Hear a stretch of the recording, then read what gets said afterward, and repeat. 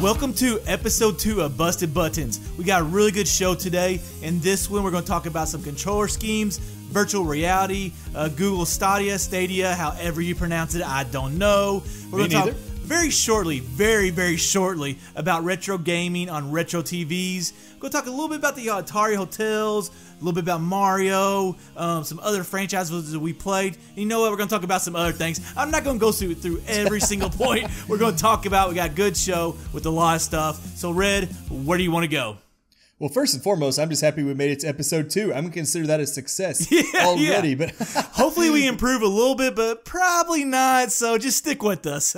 Hey, we'll see where it goes. So I think a fun topic to jump right into that's always a hot button topic with gamers is controllers and control schemes. Out there, you've got, your regular controllers, you've got the keyboard and mouse, you've got motion controls. There's all these different ways to control games right now.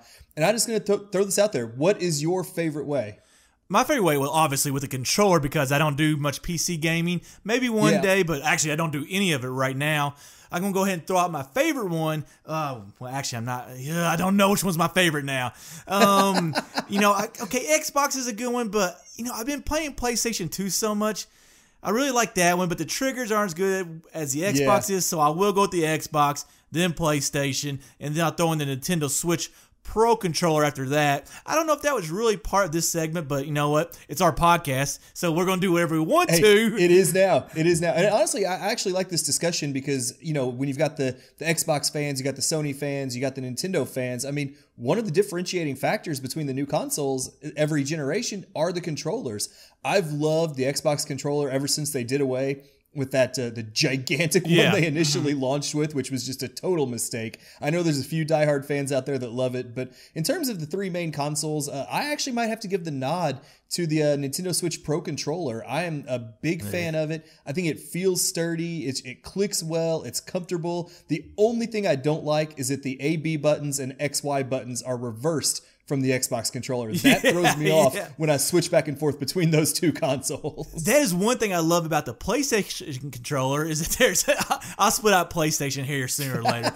We'll get there. But I like that it's actually different. It doesn't have letters. It has the triangles, square, circle, and the X. Completely different because I do get confused going between the Xbox and the Nintendo controller. Luckily, right now, I'm not playing a lot of Xbox, so I don't have to worry about that. But one thing I do love about that Pro controller is that the buttons are huge. I mean, they are gigantic, and I don't really have that problem with a lot of controllers, but, as you get older, it's just something you need. You just need bigger buttons, and that's probably, no, I'll still put the Xbox first, but one thing that I do absolutely love about the PlayStation controller is that big touchscreen button. It's not used the way that they intended to. I think it was supposed to be actually used for touchscreen capabilities. But man, just pushing that button and usually going to the hub of any game, that button is awesome. I'm with you there, and one thing I've loved seeing on this generation of controllers is the share button. We've gotten it on the PlayStation controller, we've gotten it on the Nintendo Switch Pro controller, just that button that immediately takes the screenshot, and sometimes that's only on a Nintendo Switch. No, the PlayStation's got the share button on it. It's got, but it doesn't automatically take a screenshot. You gotta hold it down. You're right. Now, you only have to hold it down for like a second or so, but I actually find that kind of annoying. I wish they had the screenshot button like the Switch has, because bam, you hit a screenshot. Whereas with the PlayStation, if you don't hold it down long enough, it goes right into the screen where you can do a video or a screenshot, but it's not a huge deal, but just the Switch is a little bit easier. I'm with you there. I still think they're both easier than the Xbox, where you have to double tap the Xbox button in the middle of it. I do not like Xbox's implementation of that at all. But I'm hoping that share button is something that we continue to see refined moving forward. I mean, I think it's a must at this point. Because there's so many people on social media like us taking screenshots, taking videos. It's becoming a part of culture. So you're definitely going to have that going forward. Now, Xbox, I need a bigger button like the PlayStation controller has, so I can see it and I can hit it. But you kind of talked about, you really seem to like the keyboard and the mouse. I'm not sure if you said that or not, but I know that what you do. Oh, I wrote it down. Oh, did you? Well, they can't see our outline. That's behind the scenes. Telling our listeners that you wrote something down really doesn't help them that much. But go ahead and kind of talk about. We would get to it eventually. Yeah, but go ahead and kind of talk about. I don't use a keyboard and a mouse because I don't really PC game. But why do you like it so much? For me, the precision of using a mouse over just like the joysticks, I just think you're much more precise with the mouse, especially for like shooter games, things like that. And also for like strategy games where you're moving entire armies and you're trying to select units and things like that. And plus with the keyboard, to me, I just love having so many buttons to work with. I love that you can literally bind the controls for most games to just about any button you want. You know, obviously, I'm a short guy. I don't have the biggest hands, so I don't use much more than the ones there on the left half of the keyboard anyway. But I know some people they'll map stuff to everything, just whatever their personal preference is. And I really like that customization. I will say one thing I will definitely give the nod to for controllers over the keyboard and mouse, though, is like, when you're trying to control the speed at which your character moves, with the keyboard, you're kind of stuck just holding down the button. So you're either not moving or you're moving full speed. With the joystick, at least on the consoles, you can actually you can walk slower, you can trot, you can jog, then you can run. So I really like that flexibility. And I know there's toggles and stuff in most computer games where you can change your speed, but the flexibility you get with the joystick on your movement speed, I think is a big plus for controllers. But the flexibility in general in terms of your key bindings, how many keys you can use, and then the precision of the mouse, to me, is why I really love the keyboard and mouse. But I will say, though, when you just want to come home from work and sit on the couch and play a video game, the controller's the way to go. Yeah, see, the keyboard, there would be too many buttons for me. Like, that's what would get to me, I think. Now, it might be something I like, but I also, I don't have the largest hands for my size. Now, that does not mean anything that you all might be thinking. So that's not something I would, tell people. Plus, I got kids, man. Who cares? Whatever. Yeah, you're I'm not done with all anymore, that stuff. Sure. But, and one more thing I want to say with the controllers before moving on. I love now they have this new controller scheme where you hold down a button to actually make it do a different action. So you have the regular button and then you hold it down and it does something different. I just love it because obviously it gives two different functions for the button, and we're seeing that a lot more in newer games. But I'm kind of switching topics a little bit, going to virtual reality. This is something, we've seen this before with the Virtual Boy, but many years ago. But people have tried it over the years, and it seems like this time, it's always been a fad, but it seems like this time it's taken off a little bit more. But what does the future hold for virtual reality? I honestly don't know. Because we saw what happened with 3D. It popped up. Everyone was all on board. It basically died out within a couple of years. I know there's still 3D, TVs and monitors and that kind of stuff. But for VR, it seems to me like we're just not there yet. And part of it is the processing power to put out a high quality image. We talked about in our last episode, the 4K 60 frames per second. To do that in virtual reality is so demanding on a system that a lot of computers can't really handle it. So most virtual reality games we've seen so far have been a little kind of lower resolution, lower frame rate, just because that's the only way that our current generation of consoles and to be honest, most home computers can handle it. So I think as the technology gets cheaper, more and more people will try it out. But to me, it still feels like such a novelty and nothing more. When I looked into the PlayStation VR, it just had way too many cords because I actually was thinking about getting it. Then I looked at what all I had and what all you had to do, which I do live in a smaller house, so kind of getting that space because I think it's kind of not like the Wii, but with the PlayStation VR, you had to be a certain distance back. I think actually all virtual reality works a little bit like that. You have to have some space to do it. So I looked into it, I was like, nah, there's just too many cords going on. I feel with virtual reality, it should be wireless. I know some of it is. I'm not really sure. But I have actually played the Oculus or viewed or however you say it with the virtual reality. I think it's Oculus. I think that's it, I've looked through the virtual reality of the Oculus. And I played Beat Saber. That was a very cool game. But I've heard that is. But then I played that was very neat. So that was a cool experience. Not something I know if I would pay a lot of money for. But then I played Skyrim. And that was just... That was not a good experience, because it was in first person, and it's one of those things. in virtual reality, I'm not sure if you could change it to over the shoulder. You might be able to, but just kind of walking around and figuring out how to jump and everything, like that game just didn't do it for me. So I think it depends on the game, and from what I've like observed and played, it's not translatable to every single game, obviously. No. So, it's just like that. But a racing game would be awesome with virtual reality.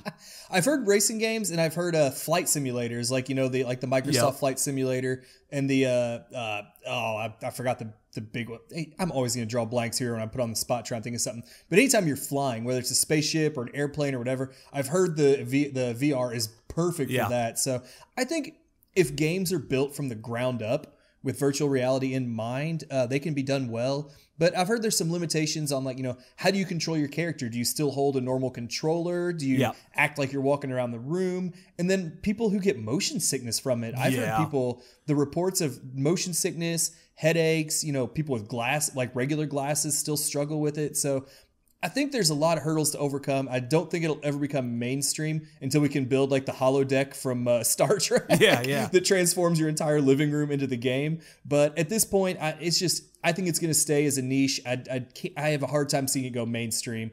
And I could see it going the way of 3D, unfortunately. It's a fun concept. I would like to see it like fully mature and become this awesome immersive experience. Yeah. But we'll see. We'll see. I'm always excited for new technology like that. So I hope eventually it does get where it needs to be. It's definitely something that you don't want to do drunk. That would really screw you up.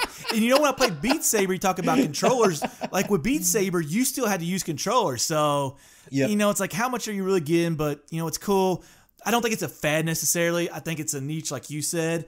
But I just don't think it's going to continue into the future. But I don't think it's going to completely die off like it has in the past. So, but moving on, Google Stadia. I think Red and I have been talking. We kind of want to go with Stadia for it. Let's just stick with Stadia, yeah. Correct us if we're wrong. I think we talked about this behind the scenes. Red and I have. This was a terrible idea from the beginning. Okay, first of all, it's hard to get in the video game market like when you're bringing a console, like a regular console that we're used to. Google Stadia is trying to get in the video game market with a new concept. So, I don't know. Some people might say, hey, it's innovative and that can help you out. I think trying to enter this video game market with a new concept, I think is the stupidest idea ever. And I think the only reason that Google did it is because they have money and they can do it. But as we're already seeing, reviews are terrible. There's missing features. The pricing makes no sense whatsoever. It's buggy. The specs aren't what they're supposed to be. It's just overall, this thing is going to die. I think the Stadia will. I think the idea of streaming games will continue to be popular. And you have Sony and Microsoft that are throwing money at this, but they're so familiar with video games and delivery already that I think they have such a leg up over Google. But you're absolutely right. I mean, Google's got fuck you money. They can get into whatever market they want. They do have that. And it's crazy that I thought they would have partnered with one of these more more successful video game companies to get in on it. But I like the idea of being able to, all you need is a cheap piece of hardware.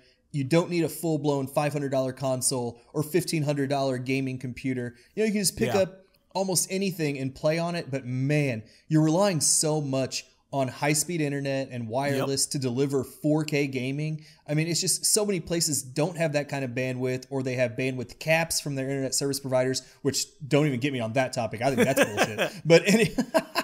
But then with Stadia as well, you pay for the subscription service, and then you still have to pay full price for the games. Mm-hmm. I'm like, I just didn't understand what kind of market they were trying to hit with that. Yeah, if it was like a Netflix style subscription, kind of like the Xbox Game Pass, only like streaming wise, that would be great. But the fact that you have to pay, and then on top of that, you got to pay $60 for the game. I'm like, no, I'll just sit on my couch and play it on the Xbox I already own. Thank you very much. With early adopters, you usually see them stick behind what they're adopting because, there's a passion behind it. But even the early adopters of Stadia are like, no, this is trash, man. This isn't working. And I've kind of talked before, Nintendo kind of needs to do a subscription-based gaming like this. Oh my gosh. Okay, have a box, let's just say the Apple TV or something, $100, $150, something like that. Comes with the controller, so maybe let's make it $200. But you have this Nintendo box, very small, about the size of an Apple TV, and you just, you subscribe and you download games off the cloud, however it works, play them over the cloud. I'm not sure the whole specs and how everything works that. But put every single Nintendo game ever on that beast, man, they could charge a lot. Like difference what people would pay. If you give me every single Nintendo game and I could play it whenever I want to, $20 easily per month. I would be willing to pay for that. So I'd pay that in a heartbeat. And I'm a cheapskate. So. Yeah, exactly. Yeah, you need to find the games on sale for subscription service. But, I could finally play Super Mario RPG like I want to. Yeah, that's actually, has that been out on anything? I've got it on the Virtual Console already, but it's just that's why I was like, if that was on the freaking Nintendo Switch online, I would subscribe. I would. I've not seen that many times now. I'm not looking for it either. I just know I've not seen it on many devices, but I mean, I understand why Xbox and PlayStation is kind of doing this whole cloud subscription based service, or like at least they're not doing it. Well, Xbox kind of is. PlayStation, are they doing it yet? Or I think they're researching it. I don't think anything's really come out from it yet. I mean, just the streaming technology is so new, and people are still trying to get good quality broadband internet where they can even do it. It's very, very, very new, and I just think Stadia was just trying to be the first one.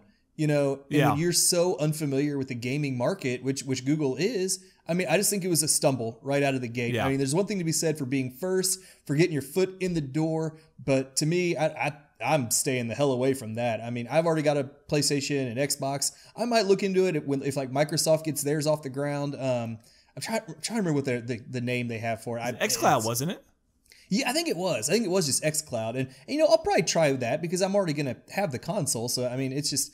I'm with you. Google just really screwed up and got into something that I'm not sure they were fully prepared for, and then they just rushed it out the door. So, and Nintendo, like I said, this is the idea. You need to take this and run with it, and have your full game library. Make a controller that can play all the games: NES, SNES, Nintendo 64. Nintendo, you can pull this off. Make an awesome controller, have all these games in the library, like I said, and that would blow shit out of the water. Yes. So anyways, yes, it would. Kind of moving on. And this is going to be a very short conversation, but I've seen this a lot lately on social media, and it's people playing retro games on retro TVs. I don't have a lot to say about it. It's just awesome.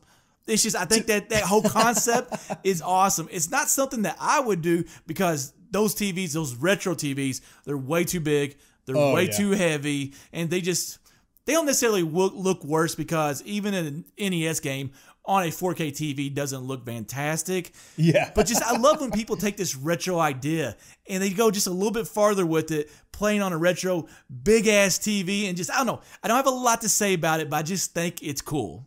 Well, I agree with you, and a lot of collectors and stuff still have like an old Nintendo, or even going further, an old Atari, an old Commodore, hooked up to like a tube TV. And it is really cool to see because, I mean, just speaking from personal experience, I plugged in my my Nintendo 64, which I still have and works, to, an HD 1080p, TV. Yeah. And it's really stretched. I mean, it's just yeah. Those games were not designed with widescreen in mind, with high resolutions in mind. So for people who want to remember and experience the way those games were originally intended, I mean, going back to an old tube TV like that is the way to go. And I give props to the people who do it, because maintaining the cords you need, whether it's, your audio visual hookups, the power cords, and keeping those old systems and old TVs around and functional. I mean, that takes some dedication. Definitely. That takes some space. I mean, not everyone has that much space, for one thing. So I got to give some dedication I got to give some props to people who are dedicated enough to do it. Or they just don't have the money to get a new TV. Yeah, I mean, that's also possible. Yeah.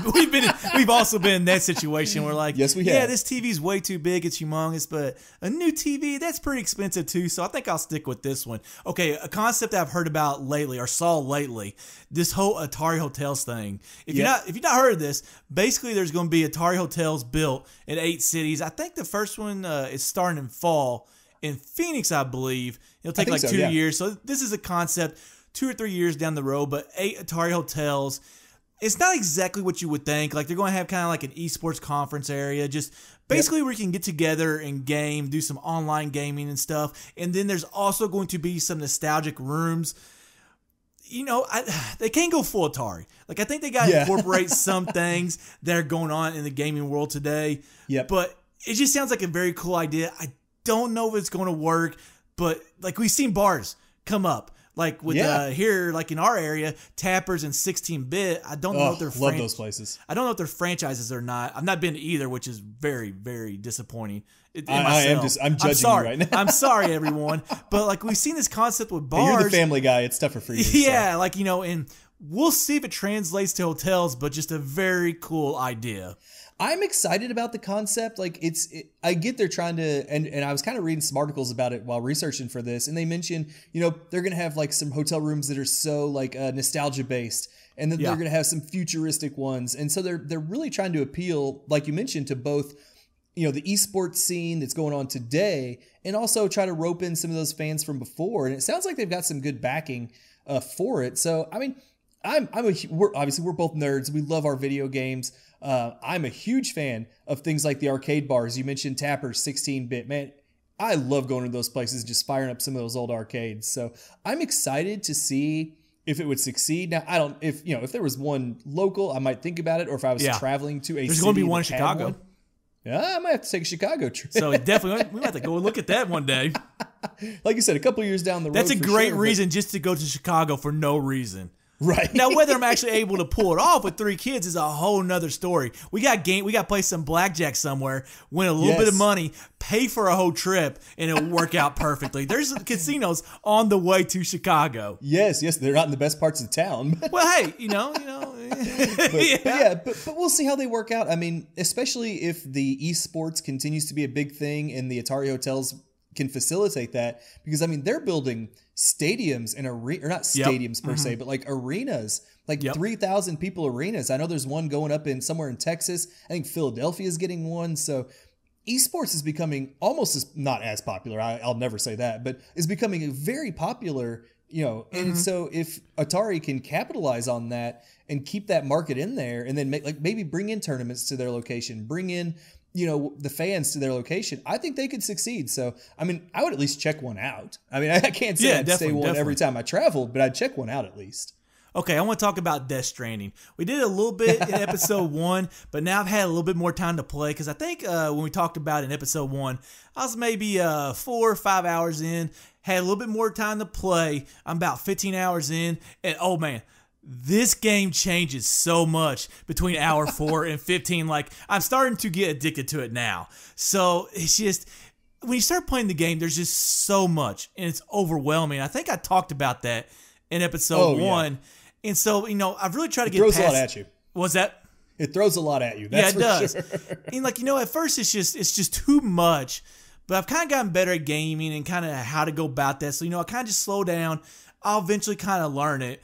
And what I love about Death Stranding is they make you do certain things that kind of make you say, oh, okay, this is why this is getting introduced. And I don't know, man, I'm absolutely loving the game now. Things are starting to make sense. I'm starting to figure it out a little bit, starting to figure out the hub and how everything works. And I've gone from, it's an okay game, it's kind of a lot, to this game is pretty fucking awesome. I'm not going to lie. Well, I'm not going to lie either. I'm still only 2 hours in. Yeah. Now, that's disappointing, but in between recordings, I was in Washington, D.C. for 4 days, so I at least got an excuse there. And I'm still plugging my way through Outer Worlds, which I mentioned in the first episode on my PC, which I'm absolutely loving. Anyone who's a fan of the newer Fallout games should look into it. I mean, it's a great game, but in terms of Death Stranding, I'm still at the beginning, so I'm looking forward now that I'm hopefully in town, for a little bit of time without too many more trips coming up, to be able to really sink my teeth into it a little bit and to try to get to where you are. I mean, that intro, it does catch you, but it also is like, what the hell am I doing here? Missy, but you kind of go wrong on playing 2 hours of a game and taking such a long break. I know. I'm probably just going to start over again. Let's be honest. Okay, yeah, you probably should. But you got to kind of get I think when you're going to sit down and play a new game, you got to kind of say, okay, unless it's something like Spyro, which is a 10-hour game, you don't have to play that for an hour or so. But there's a certain part where you kind of got to sit down and you got to get into the game a little bit, because if you don't, you might not ever come back to it. So, it's so disappointing when I go to your profile on PlayStation and it says last online 21 days ago. I'm like, what the hell is he doing, man? Get up. I knew what you were doing, actually. But like, get your butt in gear and play some Death Stranding. Hey, that's the problem with having a gaming PC, an Xbox, a Switch, and a PlayStation, though. Sometimes the system might sit there for a month and not get touched. I mean, I've been playing, like I said, Outer Worlds on my PC. I picked up Captain Toad's Treasure Tracker again on the Switch. I randomly fired up Twilight Princess for no reason on my Wii U, for crying out loud. So I'm like, my poor PlayStation right now and my Xbox, let's be honest, are being neglected. But I will get to Death Stranding. I know it's been such a hot topic just in the gaming world for months leading up to its release, and now even afterwards. So I want to get into it. I'm glad to hear you love it. Some of our writers and our participants on our Discord channel have talked glowingly about it, so I'm stoked. I'm in. Okay, so let's get away from a new game and kind of go way, way, way back, but also not way back, because a game did release recently, and that's the great franchise Mario. Like, we've talked about Zelda for years, but we never talked a lot of Mario, and it's one of our favorite franchises. Red, I believe it's your second favorite franchise behind Zelda, right? Oh, it's definitely up there. I mean, that's a lot of competition right there. But I do think, just in terms of longevity and pure fun and how there's almost never been a bad game. No. Yeah, I'd probably put it number 2. Like, it's just, I mean, it's been there since the beginning for us. Like, it's the very first game I played when I got an NES. It's been on almost every system, obviously not Xbox or PlayStation, but every Nintendo system. It's been there. It's the one game that I can say has been there throughout my entire life. Yeah, Zelda was there, but I did not play the original Zelda until later in my life. Thank God, because that game was way too hard. I actually had to use the only way I beat that game is using a walkthrough that I actually recorded, which actually I don't think that makes the experience too bad. But anyways, Zelda's not really been there my entire life because I didn't play early on, like I said. But Mario, it has been there. When I first got into gaming, I played that first Mario, and just, it's like you said, man, the games are almost flawless, and they keep on going. Here's the one thing that makes me upset is we need a new 2D game. I understand why they don't have an Odyssey sequel or Super Mario Galaxy 3. We'll talk about that a little bit more. Yes, we will. Like, when they released the Super Mario Brothers Wii U Deluxe package, whatever. It was too damn long anyways. It's like our name. But it is. That made me upset. Like, I really thought on the Switch they could make a 2D Mario game pretty quickly, so I want that to kind of hold me over until we get the next Mario 3D game. And I'm 100% with you. I know they're porting over a lot of Wii U games to the Switch because, let's face it, the Wii U was a pretty big failure, even though I personally got my money's worth out of it. Agreed. But it was a pretty big failure, but we are seeing them port a lot of games from it with the whichever the Wii U side-scrolling Mario was. And I haven't picked it up yet, but I did play it on Wii U, and I loved it. And I guess that kind of begs the question, though. You mentioned it, 2D side-scroller holding you over to a 3D game. Which do you prefer when it comes to Mario? Do you prefer the old school 3D? Oh, really? Oh, yes. It's miles apart. Because, you think about, Mario 64, which, I'm going to go off on a tangent. Not tangent, but... Hey, I'm ready to hear it. That game, I hate that game. I've actually written an article on this. I hate that game because I didn't play it when it came out on the N64. And I don't know why. I have no clue why. Now, at that point, I wasn't able to buy games because I didn't have money. So it's kind of like whatever I got, I could play. So that's the reason I didn't play it back then. But I hate the game for that reason because it's a great game. It's an absolutely great game. But I wish I could have experienced it when it came out on the N64. But kind of getting away from that, it all started with Mario 64. It's a fantastic game. And then the Galaxy games, I absolutely love the first Galaxy game and that hub that comes along with it. And then you have Odyssey. For me, the 2D games are great, and this is that Nintendo magic. They look absolutely beautiful. Their 3D games look good, but they do something with those 2D games, the art style, that just make them look absolutely gorgeous. So I love the 2D, but no, you can't compare. When you get all these kingdoms, like Luncheon Kingdom, I don't remember all the kingdoms. I probably should have looked that up before we started. But New Donk City, man. New Donk City. Wooded Kingdom, and you can't beat games like that. I'm so torn on this one, and it's a similar argument that we've had several times with Zelda over on our other channel or our other site. But with the 2D versus 3D. But I thought you were going to say side scrolling. I was like, no, we don't ever have that. We don't ever have that debate. Not with Zelda 2. But no, we don't.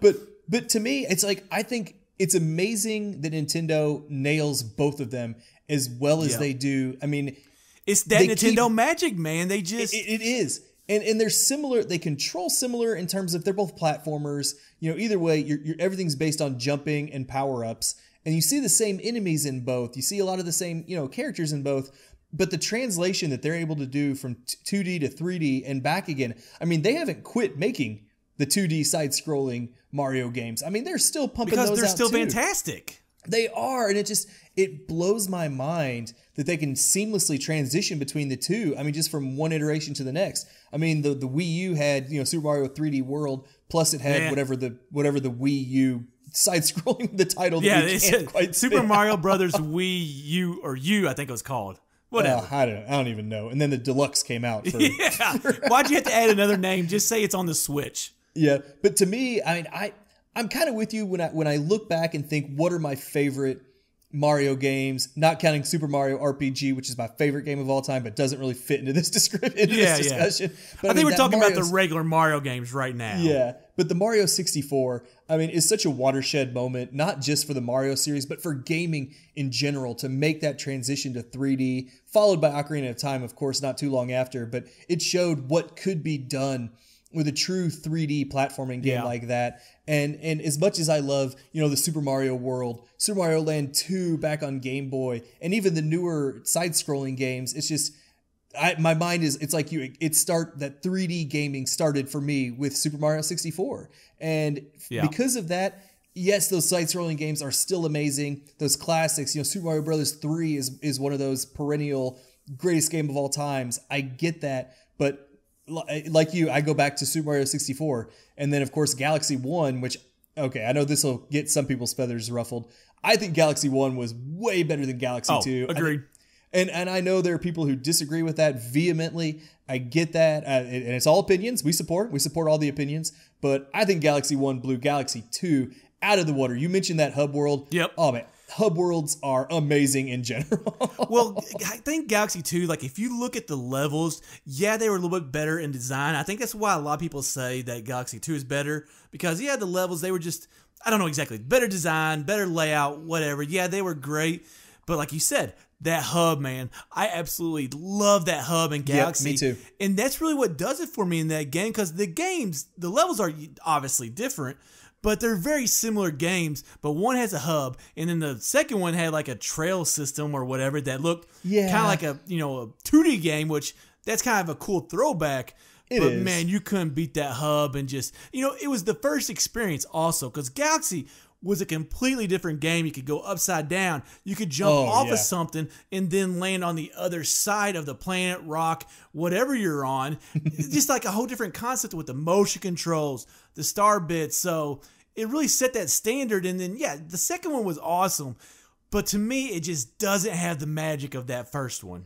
I look at it, it was almost like just an incremental step. Like Galaxy 1 really took it, like you said, in a new direction, and then Galaxy 2 just kind of refined it a little bit. But Galaxy 1 was something so new. I mean, it's still a 3D Mario, don't get me wrong. But like you said, the gravity effects, the upside down, all that. And then Galaxy 2 just, polished it up a little bit. So I think for that reason, Galaxy 1 will definitely stand out for me. But I can't believe we've gone this far without barely mentioning, other than a couple of worlds, Odyssey. The newest Mario game was a masterpiece for Nintendo Switch. I think it controls better than any game ever released. Throw out everything else. Throw out story, throw out world design, whatever. Strictly the controls themselves, I think, are some of the most precise and well-implemented controls. You can make Mario do everything you want, all the jumps, the hat captures, throwing your hat, jumping off of it, catching it, throwing it again, and jumping off of it. I mean, just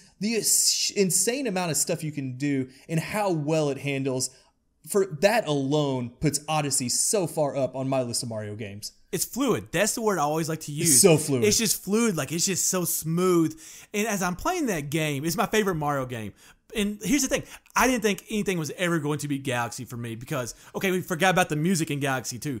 The music in Galaxy 1 is what I meant, not Galaxy 2. Also, I meant 2 as is well, also. As well, yeah. But the music in Galaxy 1 was just amazing. And music, it always adds so much to a game for me because it creates like, a feeling and an atmosphere. And I remember playing Galaxy 1. I was like, no Mario game will ever beat this. And I'm sitting here and I'm playing Odyssey, and I'm going through the game. I'm like, could this be better than Galaxy?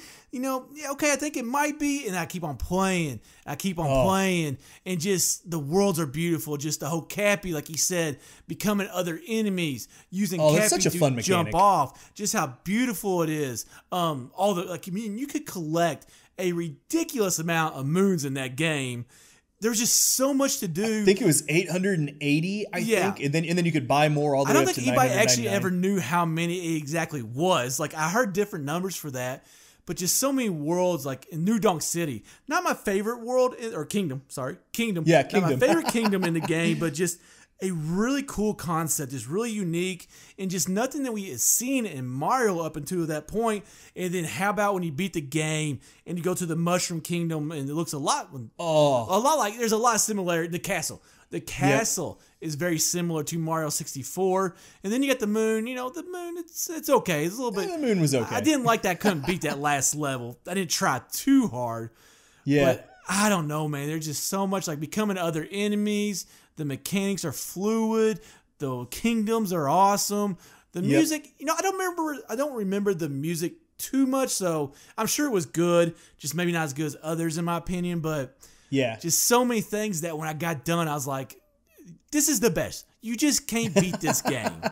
and I'm with you, and it really blows my mind that Nintendo has not released some DLC kingdoms for that. I agree. I feel like it would not be difficult to whip up a couple of new kingdoms and sell them for $5, $10 a pop, however you want to price it. I mean, we've gotten new tracks for Mario Kart. You've gotten some DLC for Smash Brothers. You've gotten a little bit for Splatoon. I think even Captain Toad had one DLC that came out. I mean, it did.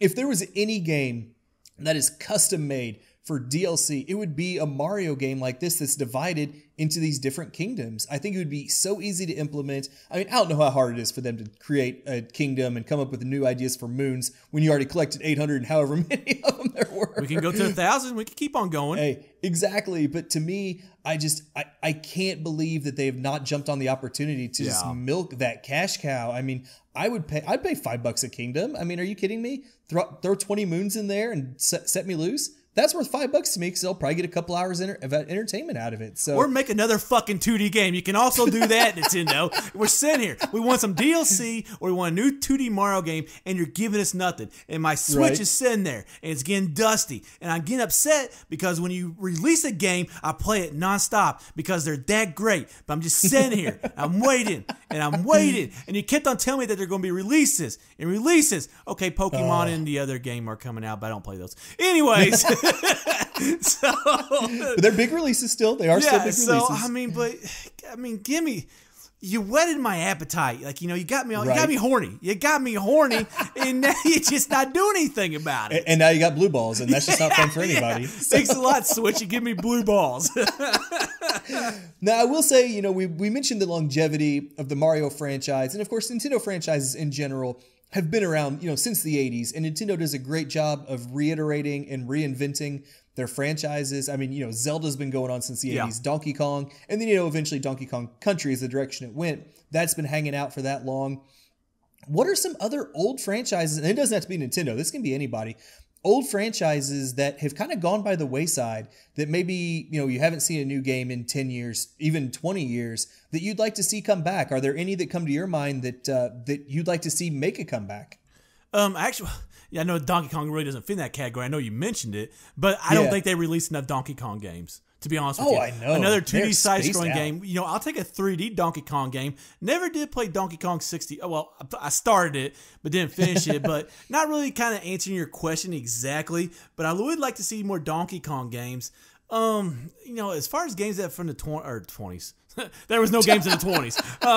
There's as some 2020s here. I honestly, you know what, Red? I wasn't done talking about Mario, and then you went to the next topic. So I'm going to sit here and I'm going. We can rewind. Yeah, we can we're rewind going back. to. We are going to. So we'll sit here. We'll talk about your stupid question for a little while, and then I want to go back to Mario. But no, as far as like 20 years ago in games, I really don't have any that I can think of that really blew my mind that. That I want to play today. Now, as you begin to talk, I'll probably think of one. So go ahead. Well, I mean, I know I said you don't have to like stick to Nintendo, but one that does jump out to me is Star Fox. I know. Well, that's Star Fox Zero. Yeah. I'll just leave it at that. Between that and then whatever the Star Fox Dino Planet or Dino Adventure, or whatever the hell it was, like I have not played a proper Star Fox game since Star Fox 64. I mean, and that is ridiculous. It's a popular franchise. The flight mechanics are there to be done. And just, it was a fun universe that it had. I would love to see a Star Fox game come back. And not to just harp on flying games. I would love to see an old school X-Wing versus TIE Fighter game come back. Those flight simulators were some of, first of all, I'm a Star Wars whore. I mean, we all know that. But I would love to see those kind of games make a comeback because we just don't see them anymore. And I get that those games were pretty hardcore. I mean, there was a lot of mechanics, a lot of controls on the PC. I mean, you had to like balance your shields, your engines, the power of your lasers. There was a lot that went into those games. But to me, I would love to see that series make a comeback. Just the X-Wing and TIE Fighter. Just give me some more Star Wars in space and I will be freaking happy. I got one. Banjo-Kazooie. You need to bring that game back because the first one was absolutely awesome. I think. Yep. I can't remember if there was another one after that. I know they had that nuts and bolts one, whatever. Was there Banjo-Tooie or Banjo-Tootie or something? Yeah, something like that. I never played that one, but that's a game by Rare, I think. I wish they would bring that back because when I first played that on the N64, I was like, this is going to not keep up, but this is going to hold pace with like the Marios and some of those other 3D platformers. And then you just never saw another one after that. And I know a couple other ones from like way back when that people always love, and they always say they want to see another remake. I mean, Chrono Trigger is a really popular RPG from the old Super Nintendo days, and so was Earthbound. Are two games that people loved back then, and they're highly like cited as some of the best RPGs of all time, and just never truly got after the Super Nintendo. Never really took off and had a sequel. So I'm a little surprised that. I think those were both Squaresoft at the time, who also did the Final Fantasy games. Yep. It became Square Enix and blah, blah, blah. You know, who knows who owns them now? But I'm really surprised that we never saw one of those get a true and proper sequel since the more modern consoles. Yep. And when you see games like Octopath Traveler, which looks like an old Super Nintendo RPG on the Switch, I think that territory is ripe to go revisit your Chrono Triggers, your Earthbound, some of those old RPGs and bring them into a new generation. But you know why they're not doing that as much? Because the indie developers are doing games like that. That's true. Like I think that market. Okay, I love retro gaming, but these indie games, I don't play a lot of indie games, but I love what they're about and what they're trying to do. Yeah, for sure. But the market's saturated. There's no denial. Like if you look at the Switch, there's so many indie games that. I mean, you don't know which one to play. Like you gotta hear a lot about it, and that's one thing that I used to get into, and I don't do anymore. Is all these Zelda-like games. Like sometimes they're 2D, sometimes they're 3D. But I would hear about so many of these Zelda-like games, and I would get them all, and I would never play. It's just too much, man. It's oversaturated. I think that's why they really don't make it. But anyways, this topic is stupid. I want to go back. I want to go back to Mario. And I want to talk about what was on the Wii U Super Mario 3D World. Yes. Yeah, I'm done with that one. Anyways, let's. That's all we gave that one. We gave that one enough time. That one was shit. All right, let's just move on. But I kind of want to talk about Mario 3, Super Mario Brothers 3 on the NES. Oh man, back in the day. I mean, yeah, Mario's not broken the ground, but like kind of changed the game, I guess you could say, with a lot of their Mario games. Like with Mario 64, you had the whole camera, the 3D and everything. Yep. But Mario 3 was really that first game that just was so different. And it was a completely different game, completely different from definitely 2, Mario Brothers 2. But so different from Mario Brothers 1. And it, to me, was that first mind-blowing game. And I can remember, I played a lot of Super Mario Brothers 1, but I played a hell of a lot of Super Mario Brothers 3. And absolutely. Like I said, like if you were asking me, like, what's probably your favorite experience from gaming, I got a lot of them. But it would honestly probably be experiencing Mario 3 for the first time. And just, it's one of those where it didn't really change the formula up from Mario 1. It did.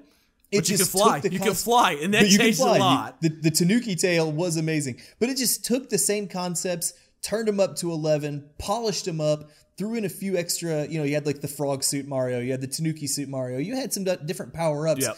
And it polished it to the point where it is as close as it gets to a perfect game.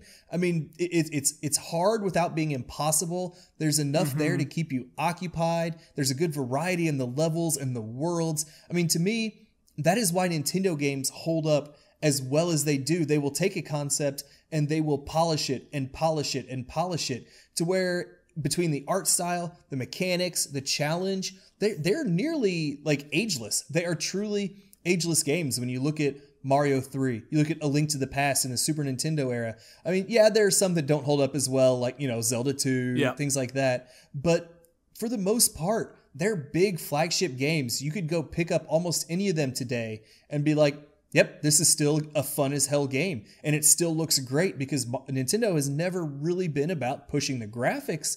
It's been about how can we make this look good and play fun. And to me, I think that's, not to turn this into a whole Nintendo conversation, but their games, to me, their big flagship games truly are timeless. And Mario 3 is the perfect example of that. I mean, it, again, cited often as one of the most popular and one of the best games ever for good reasons. Someone could pick it up now having, played nothing but the amazing video games of today and be like, oh yeah, this still looks cool. It still controls amazing. It's still challenging. What the hell more do you need? Why do we even need an Xbox Series X? Yeah, and your topic wasn't really that stupid. I just wanted to talk more Mario. I know. So, I mean, with Mario 3, you had the sky. We'll kind of move on, but you had the sky and the big world. And then we'll kind of finish off with the Super Mario Brothers. I think, was that the SNES one? Was that the name? The Super Mario. Super Mario World. Yeah, Super Mario, whatever it's called. Like that game again, like a groundbreaker. Just the sprites, obviously 16-bit, looked a little bit different, but that game, I mean, I played a hell of a lot of that game. And just like introducing like the worlds and going around the map and just the way it looked, the way it played. I mean, just there's just so many great Mario games. But Red, you kind of want to, we probably should go ahead and wrap it up. So you kind of want to talk about kind of where you can find us on social media, how you can support us, blah, blah, blah. Yep. Well, first of all, on social media, you can find us everywhere. Yeah, that's true. That's true. We are on Twitter. Shit. We're on, what are we on? Twitter, Facebook, Instagram. Instagram. Discord. I don't know if Discord is social media, but we're on Discord. It counts. We're two guys playing Zelda, but we also talk a lot of other video games too. We do. That's where I was trying to remember our distinction between our Zelda stuff and our other stuff. Yeah, it runs together a little bit. I'm not gonna lie. But you can also support us. We are out there on Patreon at just patreon.com/TGPZ Media. TGPZ. Get the za. Yeah. And then PayPal, the same thing, just paypal.me/TGPZ Media.